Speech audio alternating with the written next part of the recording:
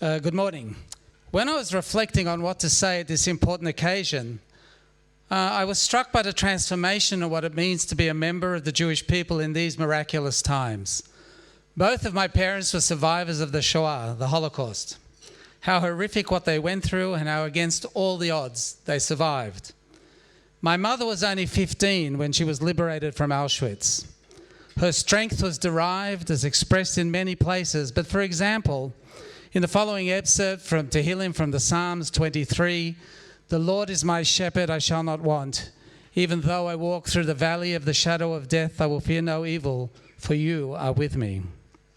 However, the reality was that man had forsaken them, and anti-Semitism in its vilest manifestation went largely unchallenged. The simple truth was that the Jewish people were virtually alone, and the peoples of the world had turned their backs on us. Today, the State of Israel has transformed the position of the Jewish people everywhere. We stand taller and prouder because of her. She's not merely the guarantor of Jewish survival, but of Jewish renaissance and the fulfillment of biblical prophecy.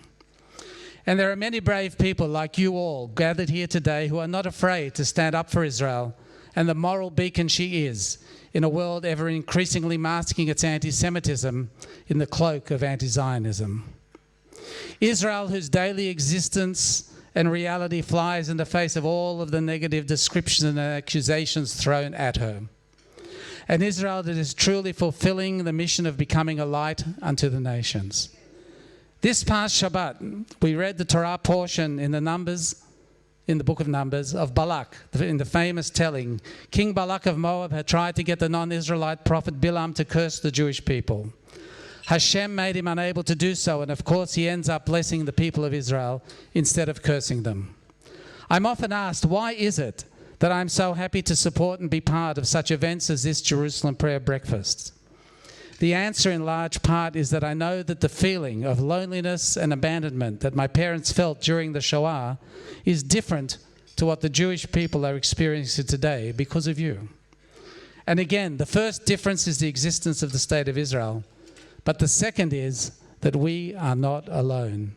We have the support and the comfort and the friendship provided by all of you and the organizations you represent and the areas you come from. Something my parents were not privileged to receive.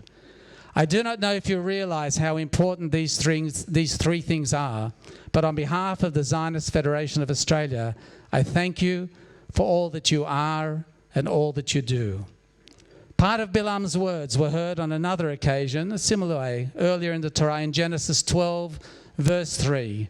God promises Abraham, "Those who bless you I will bless, and those who curse you I will curse."